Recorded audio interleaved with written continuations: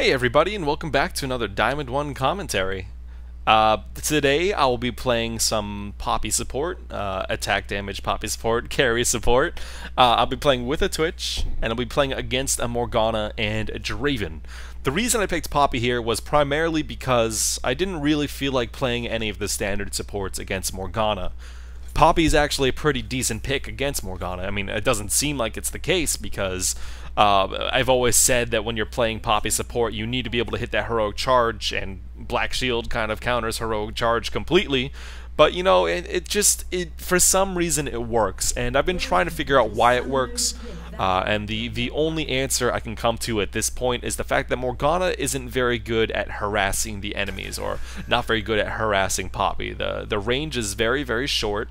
She'll start taking a lot of minion damage anytime she tries to go and auto attack a champion. So like if she tried to auto attack me, my minions would start attacking her, and Morgana's pretty squishy early. Plus every time she auto attacks me, that gives me an opportunity to jump in on her and punish her for her mistakes. So if I had to guess as to why Poppy support works so well against Morgana, it's the fact that Poppy is so strong in that all-in, and Morgana is better at catching. So Poppy can kind of ignore the catch with her passive. I don't know, something along those lines. I think you guys are trying to understand, are able to understand what I'm trying to say, even though it's not coming across as I want. As we can see, so Lee Sin and Twitch just go and miss their ward in here. I come on over and I say, fuck it, I'll join you. What I was planning on doing with my ward was immediately just like walking up along the edge of the river and just tossing it in like any normal person would. But because the two of them missed their wards in there, I just had to join in and have some fun with them. But those wards are good enough for our situation. That lets us see if the enemy team started red buff. That lets us see the Morgana and the Draven popping on around from the red buff, and gives us an ability to play around that kind of stuff. So we start moving. Now we give Lee Sin a pretty good leash. We see that they started red buff because Draven and Morgana popped on by. And I sit in this bush for a little bit of time, hoping that Draven's going to walk by through the river and give me an opportunity to stun him. You also see that I start with my heroic charge on Poppy. The reason I start with heroic charge and not devastating blow is because it's more reliable as a level 1 ability. Devastating blow, you can assume that you're not going to be in melee range anytime you play Poppy early game. You need that gap close.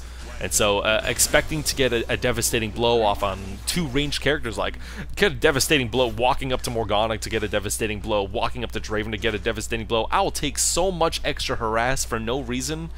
It's just absurd. And you can also see that with that heroic charge, the other reason is it's so great for getting those first bloods. People don't expect the amount of damage Poppy can dish out with a level 1 heroic charge. Heroic charge, the base damage on it is 125 magic damage at any time you hit them into a wall and stun them. And then it also stuns them for that 1.5 seconds. So like that's the added bonus, that you get free auto attacks on them, and it prevents them from being able to run away. So you can see what I did against that Morgana was I stunned her, got Twitch to attack her, I started attacking her, I ignited her to stop the summoner heal from doing a whole bunch.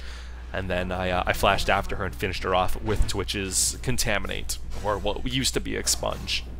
So, all in all, that was a pretty good level 1. That's what happens when people don't expect the damage that Poppy can dish out at early levels. People assume that Poppy is very, very weak early levels, and they'd be right, but for a different reason. So Poppy is really, really weak early levels, but not because like his damages or her damage is low. Like Poppy's damages are one of the highest in the game. You guys can see that by late game Poppy with a bunch of items. It's just a complete monster. What are you going to do about it? Like 4 or 5 item Poppy? You can't stop that. She's just going to plow through your team and get multiple kills. Perhaps get a pentakill. It's freaking insane. So, but the downside to playing Poppy, as I was getting towards, it was the fact that her early game is complete crap. And so what Morgana had did there was she underestimated my damage. She underestimated what I could do as a character, and then we took advantage of that immediately and didn't let her survive from it. That's how you get first blood on Poppy. It was with a heroic charge. people underestimating you. You go up right into their face and you heroic charge them into a wall. Your AD carry gets on them. You automatically win the trade anytime you hit heroic charge early game. Alright, so we're gonna... I was contemplating going mid right there, but Cassidy died a little bit too fast.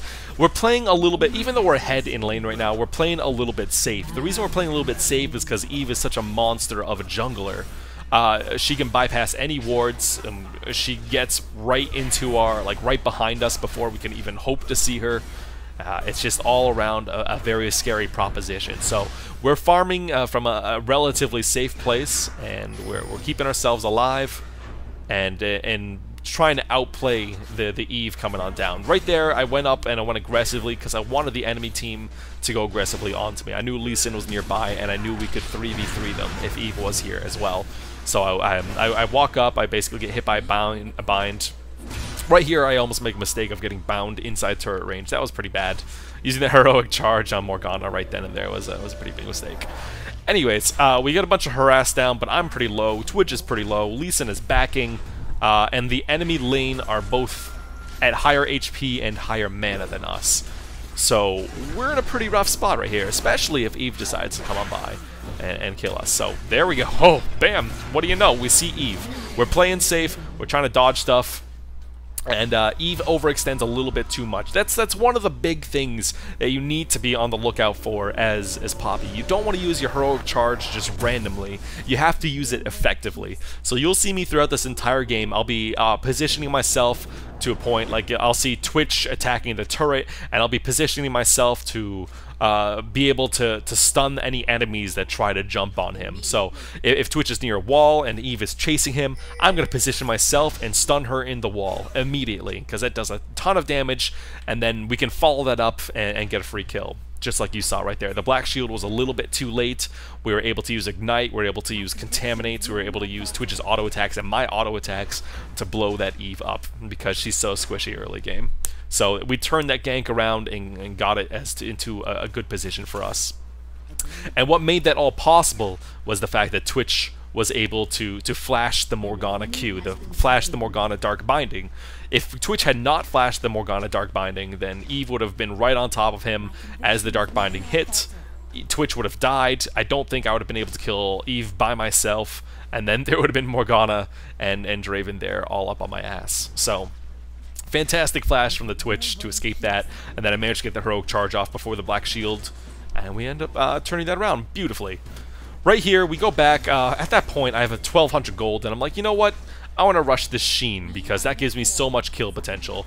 And that is one of the best things I like about playing characters like Poppy, is that I can rush into a Sheen, or I'll rush when I'm playing something like Shaco support. I can rush into a Bilgewater Cutlass and just increase my kill potential by a huge amount. And instead of buying tons of wards, we just play safe and capitalize on any mistakes that the enemy might make, or perhaps we can force plays to happen by using my additional presence in the lane. With Sheen, I have so much extra presence in the lane.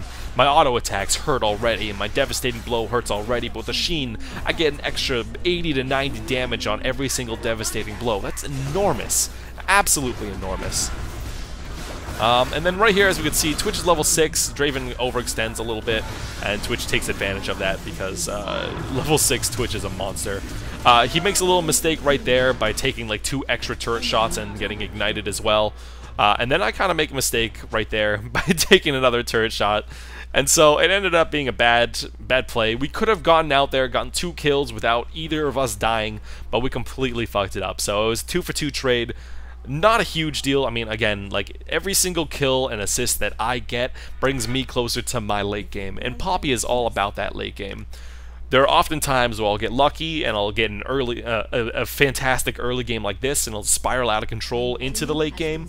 But typically, that's the big thing that you're looking for. You don't want to build a Sightstone on Poppy support. You don't want to build a Crucible on Poppy support. You want to be able to assassinate 2 or 3 players at once by yourself in the end game, by using your ultimate effectively and using walls effectively and positioning effectively.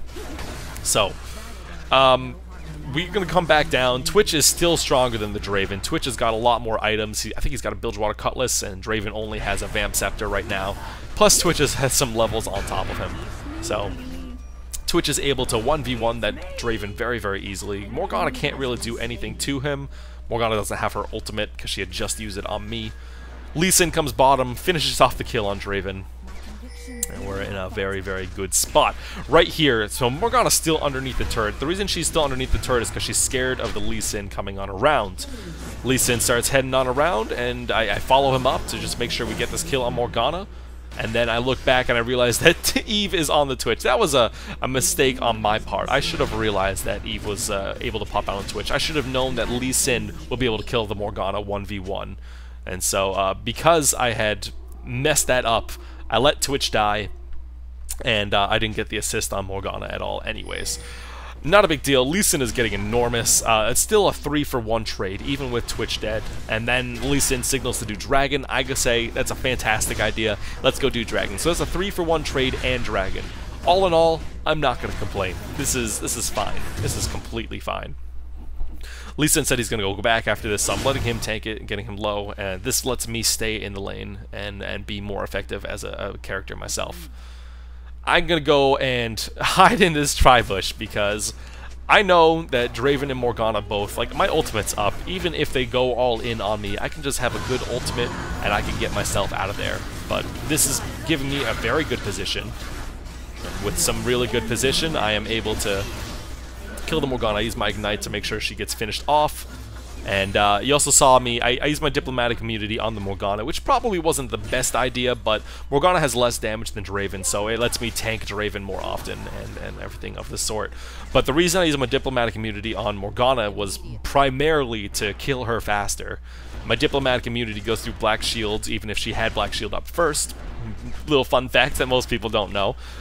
So I automatically get the 20% damage boost from Diplomatic Immunity. I used my Q. So what happened was Morgana Black Shielded herself and used her Soul Shackles to help peel for Draven and let Draven do his own work.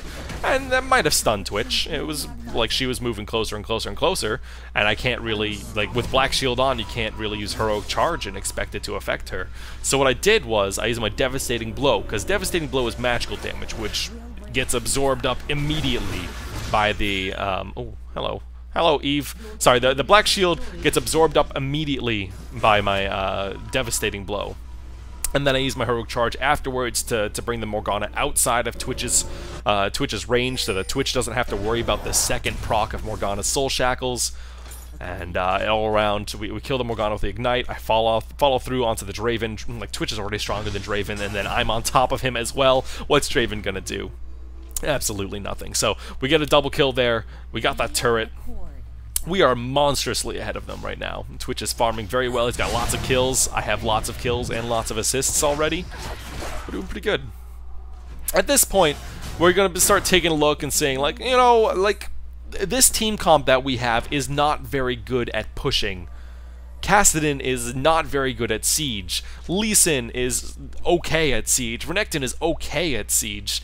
And with Twitch not having his ultimate up, like, his attack range is too short to Siege. And then look at me, like, I'm fully melee. I don't have my ultimate. How can our team is designed for team fights off of turrets, or as we continue to get more and more ahead of the enemy team to eventually dive the turrets and ignore the turrets, which is something we can do with Renekton's ultimate, with my ultimate, with switching off targets because of Kassadin jumping in and out. So, like, right now what we're looking for is to increase our advantage on the enemy team and get to become much, much bigger.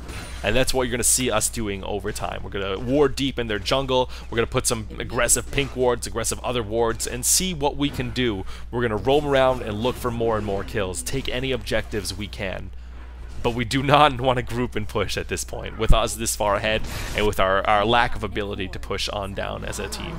So, Twitch is like, oh, I need to kill this Orianna, because Orianna is basically a free kill. He comes on over, he gets a free kill. I'm sitting in this bush, looking for Eve, looking for Morgana. If either of them come on over to try and defend mid-turret, I'm going to be ready to blow them up. And then I go look back at Twitch.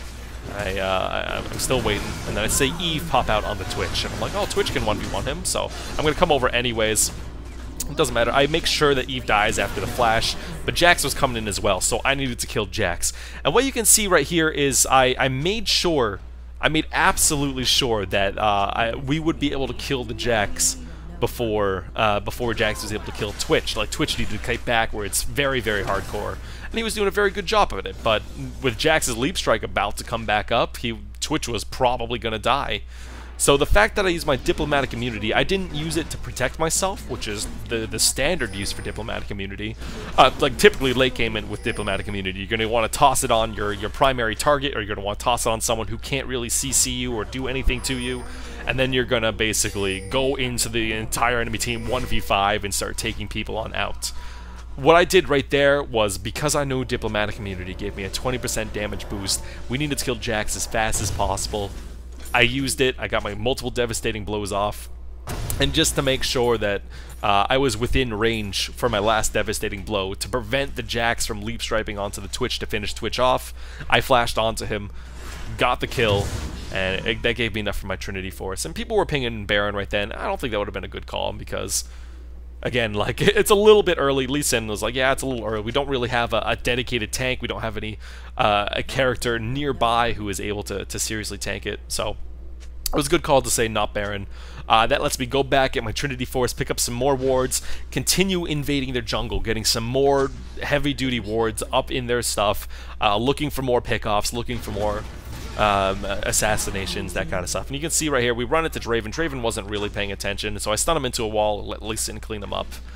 And I sit around back there for a little bit, perhaps trying to find an Orianna popping on around. No, Kassadin is having fun with Orianna right there. So I'm over here with Twitch. We're gonna go push this on down, I believe. We just killed the Draven, so Draven can't defend this. Morgana can't 1v2 defend this. There's no way. And so right here we just go, and we're taking this turret out pretty fast. So even though the minions just died, we're gonna go ahead and tank the turret a little bit and just take it on out. Perfect. And then we can go also take a look at the fact that Lee Sin just managed to 1v1 a Jax at 17 minutes in. I think that just goes to show you how far ahead we are in comparison to the other team. Like, a Lee Sin 1v1ing a Jax who has multiple items is amazing. Like, that is impressive. Twitch unfortunately dies in this dive very, very fast. Probably gets CC'd by Morgana into oblivion. And then I just dive the Draven with my ultimate. I was tanking turret for a while, but it switched over to Twitch and finished Twitch off after I left turret range. Slight mistake, but not a big deal. I started cutting backwards towards the enemy fountain. The reason I was doing that was an attempt to wait for my heroic charge, my devastating blow to come back off cooldown, so that I could perhaps kill the Morgana after Morgana kept creeping closer and closer and closer to me. No such luck, though. I ran directly back into a Morgana binding. Incredibly stupid, but completely fine otherwise. So I'm gonna go my next purchase after Trinity Force and Mobility Boots. By the way, Mobility Boots are fantastic. So Poppy is all about the movement and getting into a proper position to get the heroic charge off. That's why I use Move Speed Quints, and that's why I like using the Mobility Boots. That lets me catch people off, get that stun, and do absurd amounts of damage, because I don't really need any ability to stick to my targets. So I got my Paragon of Demacia for that, which is my W. I have my Trinity Force for that. I got my Heroic Charge for that. So sticking to targets is not a huge issue. It does get a little bit more of an issue late game, but I'm going to have a Blade of the Ruined King late game, so again, it doesn't really matter then. So yeah, Mobility Boots just to catch people off, get those assassinations, and do some good work. We go and take Baron. It was completely unwarded. They had no... I mean, they probably had a clue we were doing it, to be honest. And they were probably like, yeah, there's no way they're not doing Baron right now. And you could see just how much my Devastating Blow did right there. But yeah, we take Devastating Blow. Jax just is like, I give up at this point. And he tried to kill the Twitch because he couldn't run away from us. You saw me use my Devastating Blow and then move around him. Again, this is the positioning I'm talking about. You have to use your heroic charge very, very effectively. Because if you don't use it effectively, then you end up in a very, very shit spot. You use it wrong, you maybe save somebody, you don't get the stun off that you needed to kill somebody, stuff like that. So using heroic charge effectively is like the pinnacle of what you need to understand how to do when you are playing Poppy. And if you can't use Heroic Charge properly, then you're not going to have a fun time playing him, and the rest of your team's not going to have a fun time with you playing her. I know I've been saying him, but I know it's a girl. But forgive me. It's pretty androgynous. Pretty androgynous character model. Anywho, we ended up taking that inhibitor. It was a little messy. Not a big deal, though. At this point, the game is essentially over. We're taking 2 inhibitors down here. Renekton gets this inhibitor, I believe, pretty readily. And, I mean, like, it was sloppy from my part. It was sloppy from the rest of my team as well. We didn't communicate it properly, what we were intending to do, so I died for getting the inhibitor. Doesn't matter. We get the inhibitor, we get the bottom inhibitor, and I'm just going to go ahead and say right now, the enemy team surrenders very soon. The reason I'm saying this was because, unfortunately, my save file got corrupted. As you can see, the stream, the recording has completely ended. There's nothing left to it. It's just going to be black for the rest of it. And but you just have to trust me that they surrendered within like the next minute, and it was a little bit anticlimactic. And I mean, I wish I could show you the end of it because I know there's a little bit of closure to watching the entire game, but just, it's whatever. We won, they lost. That was basically the end of the game right then and there.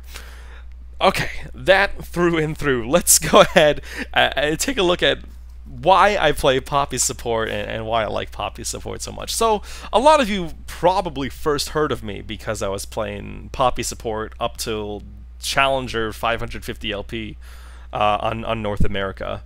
And the reason I was playing Poppy support is because I love finding new champions to support with all the time. I love playing alternative things that other people don't, like, they might have thought of doing or they've tried themselves, but perhaps it hasn't worked out properly, or it's just not as effective, or they don't enjoy playing them. I enjoy playing those other characters. Like, nobody plays Poppy, and the number of people who played Poppy support is probably under 10 who like actually tried to make it work competitively. I'm sure there's been other people who have tried to do it, but I just happen to have had more success with it than the other players. So yeah, like, if I can make Poppy support work, then I can have a blast with Poppy support. If I can get those first bloods with the heroic charge, you saw me kill Morgana. You know how much damage that does? Like, that's insane. People do not expect that. You can easily cheese out wins with stuff like that. And so, like, I enjoy playing other things. Like, I've been exploring AP Tristana support. I've been exploring Nautilus support. And, like, these are all things that other people have probably thought of, but I'm trying to get them to work, trying to bring them into high Diamond 1, high Challenger play. And that's what makes me happy about the game, is that these kinds of things do work.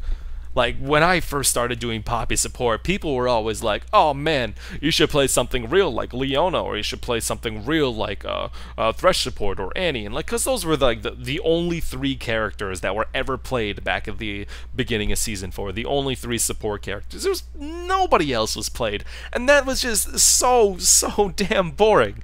Like, I hate playing the stuff that everyone else plays. And I know that makes me sound like a douchey hipster, but like, if like, Thresh has picked probably 70+% of the games, even still, like, that is so boring. That's why I personally, I don't watch LCS. That's why I can't play the same champions as everybody else when they all play them. It just gets boring for me. I see the same thing all the time. People are expecting it. They know what to do against it. I like to have a little bit of a surprise factor. And that's why I play these kinds of things. That's what first brought me into Poppy support. What really got me into playing Poppy support, however, was just like the sheer effectiveness, the sheer amount of cheese I could pull off, and the end game dream that you could reach by the end of the game. It was pretty absurd. And sure, let's go in and take a look at some of the pros and cons of Poppy support. I know I try to go into these every single time I do a commentary. The pros of Poppy support: very, very, very high damage. If you can get the heroic charge off, you can win trades in lane, you can dominate the lane, you can do all that kind of stuff. Plus, Poppy's passive is absolutely insane. I don't think there's a better passive in the entire game. It's worded a little inappropriately, and I could go into it, but just take it like this: any damage that gets any like auto attacks or abilities or anything that has a block of damage applied to Poppy, it gets if it is higher than 10% of Poppy's current HP. So let's say Poppy's current HP is 1,000. And 10% of that is obviously 100. Let's say the ability does naturally 400 damage without any resistances. Or let's just say like Poppy has no resistances other than the passive. So 1000 HP, 10% is 100, and the ability does 400 damage.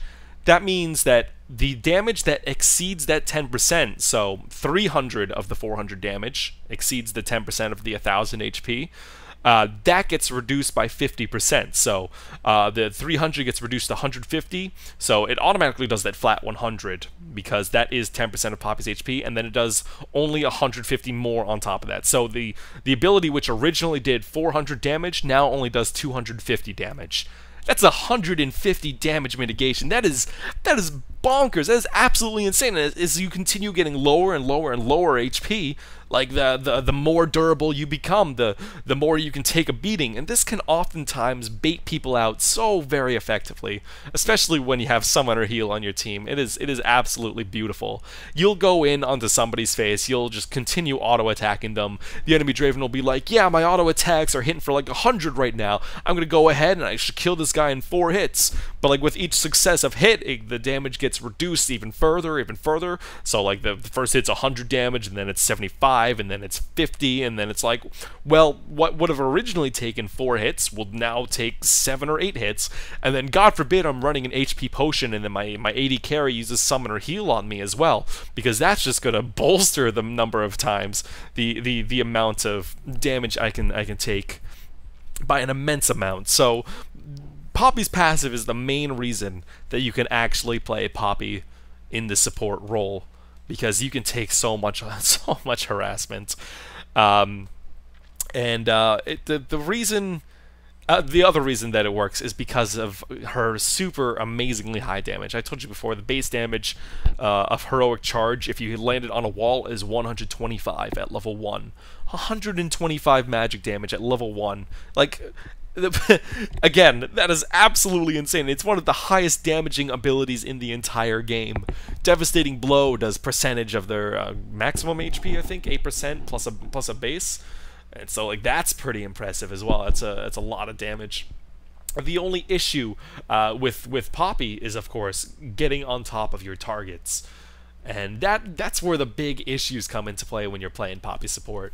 You end up with you try to get into a position where you can heroic charge the enemy Vayne, and then the enemy Vayne is just like, oh, I was a little too far away from the wall, so this didn't stun me. Now I'm gonna tumble past you, condemn you into the wall, and then we're gonna go to town on your face with my true damage, and then my support's gonna join on in, and there's nothing you can do about it. So you become very, very highly reliant on actually landing your heroic charge. You have to actually get that stun off in lane, or you have to use it to peel for your AD carry.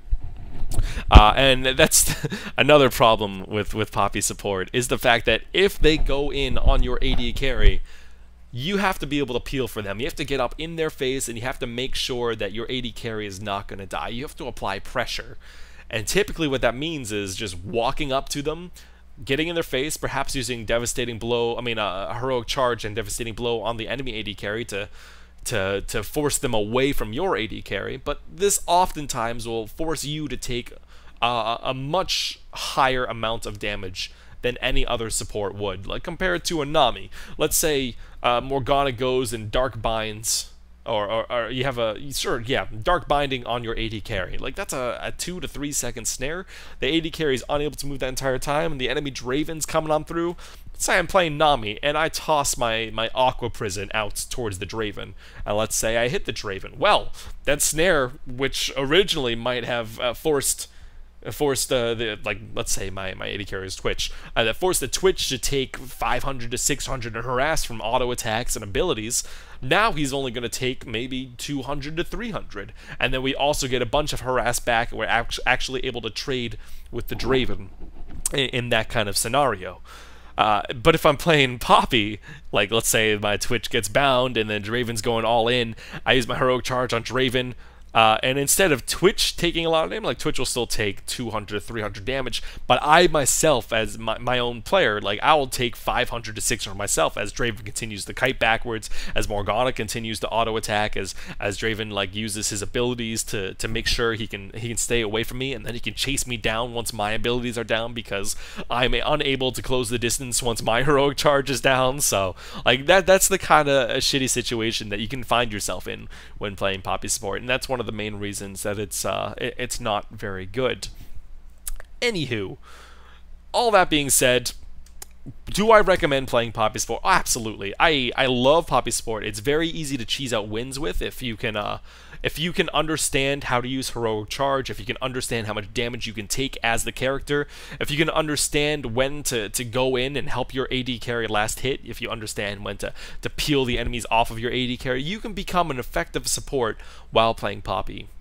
And you can oftentimes get a bunch of free kills by people not expecting your high damage or the stun against the wall and that kind of stuff. So yes, if you want to learn Poppy, then absolutely feel free to take the chance, take the dive, try playing some Poppy support in ranked games. I think you'll like her. I definitely enjoy playing her. So I think that's a good situation for everybody, except for the enemy players who are not expecting the damage, because they can get destroyed. Alright, let's go into the runes and the masteries that I'm using. So my runes, I'm using, first and foremost, the most important thing about this build are the movement speed quintessences. These things are what let you get into position better. They let you close distances so that you can heroic charge into someone into the wall without them having enough time to react. It lets you get behind people and get onto your targets and stick to your targets in the end game. So if you're playing Poppy support, you absolutely have to bring the movement speed quintessences. You suffer a huge amount as a character if you don't have them. Secondly, I'm going to be running with some dual penetration reds, and the reason I run with dual penetration instead of armor pen or magic pen is because Poppy innately has a huge amount of base magic damage with her Q and her E. Both of those are magic damage, and then she also has, because I'm playing Poppy AD, there's a huge amount of physical damage as well, and then the Paragon of Demacia, which is Poppy's W, also gives you at max rank an extra 35 AD, which is nothing to scoff at. I mean, it's not great. You really want to use your W primarily for the move speed bonus rather than the extra attack damage, but you know, it's all good. it helps out. Let's just say that. So anyway, so we get the move speed quintessences, we get the dual penetration marks. For seals, I still haven't changed these around, so for this game, what I was using was 9 armor seals. What I would do instead of using 9 armor seals was I would, if you're planning on playing Poppy support, you're going to want to swap 3 of those armor seals or 4 of those armor seals out for some HP regeneration seals, because those are actually very, very effective on her now. Gives you a lot of extra sustain and durability in the lane. And you're only sacrificing like 3 to 4 armor, which is, let's be honest, not a huge amount. What was it, the glyphs? Yeah, the glyphs I'll be running from Magic Resist. The reason I'm running Magic Resist is because the other options don't really offer you all that much. As Poppy in lane, you're going to be taking lots of harass. Like, this game wasn't a fantastic depiction of a standard lane that you might have. You'll be eating abilities to keep your AD carry healthy, to keep your AD carry alive, multiple abilities to multiple auto attacks. So getting magic resist and armor on your yellows and blues are a very, very good options and good decisions, and that's what I run with. Moving on to the masteries, we can see that I go for a 2109 mastery build. What I do here is I go for as much offensive potential as possible.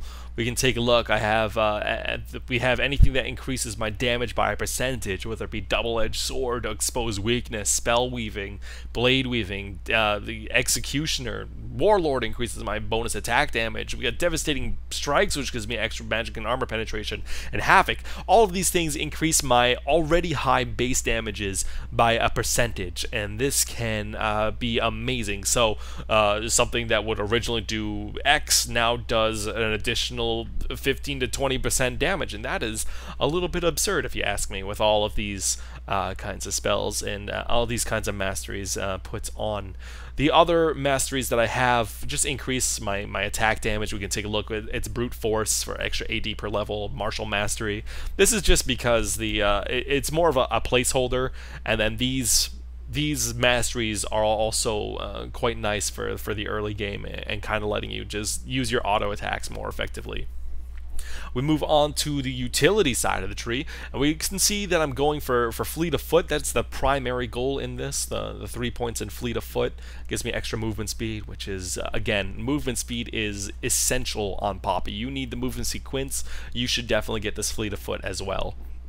And then we also go around and we get extra mana regeneration. So like Poppy's mana costs have always been a little bit high, and you're not going to want to be spamming your abilities, but this will help supplement you and make sure that you have enough mana still in your repertoire. And then there's another couple points that I just put on into the utility tree just to help me along. Getting the summoner spell cooldown down is always nice for a summoner's insight. And then Strength of Spirit is just a little thing to increase my HP regeneration. Next, you might be asking, well, you've probably been asking for a while now, why do I choose to play AD Poppy over AP Poppy when AP Poppy can easily burst someone a lot harder than AD Poppy? The reason for that is actually pretty simple. The reason I play AD Poppy is because without a lot of items, you're going to need to rely on your auto attacks a lot, and it's going to be a while before you can get your first items in the first place. So you're relying on your auto attacks and everything of the sort, and using proper abilities to secure your kills in the early and mid stages of the game, rather than using your like burst potential with a DFG in your ultimate. And I mean, I'm not going to say that it's bad. AP Poppy is fantastic at taking one person out of the game completely. Like, you ultimate somebody, they are dead as AP Poppy late game. And the thing is, as AD Poppy, the same thing happens. You ultimate somebody, you can take somebody out. The difference between AP and AD is the fact that AD, you're still a little more effective. Also, the AD items are more effective in the mid-game than the AP items, especially since it takes you so long to get to them. So a Trinity Force is more effective than Lichbane early game and mid game. Blade of the Ruined King is fantastically effective and will let you make more plays than DFG will around the mid game. And that's why I primarily go for those two items. Trinity Force is huge. Blade of the Ruined King is also huge. Those two items you'll typically end the game before you finish the Blade of the Ruined King. You'll probably finish Trinity Force, and then like you're either getting stomped or you're doing the stomping, and there's going to be a surrender. Sometimes it goes longer than that, and I'll put up the extra builds on the screen so that you guys can see what's happening, see what other item you can potentially pick up. But yeah, the Trinity Force is just more effective for early and mid game. The Blade of the Ruined King is fantastic for chasing people down and securing kills and sticking to your targets when you have limited items with the limited cash you get as a character. You also see for my starting item in the beginning of the game, you saw me pick up a Relic Shield. I don't often pick up Relic Shield. Typically I'll get a Doran's. The only reason I picked up a Relic Shield was because I knew Morgana would not be able to do a lot of to dish out a lot of harass onto my face, and that I could just, anytime she did, I could punish her for doing so. And so I used the Relic Shield to supplement my gold generation and get to my Sheen a little bit faster. If I'm up against somebody like a Nami support along with a Caitlyn or a Karma with Draven or something like that, someone with a more auto attack and poke heavy support character, then a Doran Shield is absolutely necessary. It will increase your lane potential. It'll let you get up into your enemy spaces to help your AD carry out, help your AD carry CS. etc., etc., etc. So yes, the relic shield is good if you can use it in lane, but oftentimes you need the Doran shield sustain and durability to stay in lane. Anyways, this was my video on support Poppy. It's pretty long overdue. I knew I promised one like 3 months ago, but I could never get around to making a video I enjoyed. And so in the end, I figured, I'll make a commentary video on it. I wanted to make a full-on guide, but every single time I tried to lay up the guide, it just didn't end up working. In the end of the day, I hope you liked it. I'm considering going into and fiddling around with my editing software and seeing if I can get some guides going and perhaps do that kind of thing on YouTube as well. But for right now, I'm just going to go stick to the commentaries. I hope you enjoyed. If you did enjoy, come on to the next time when I upload my next one. I guess subscribe is what I'm asking you to do if you are looking for more of this. And yeah, I'll do my best to upload some more. And yeah, perfect. I'll see you guys next time.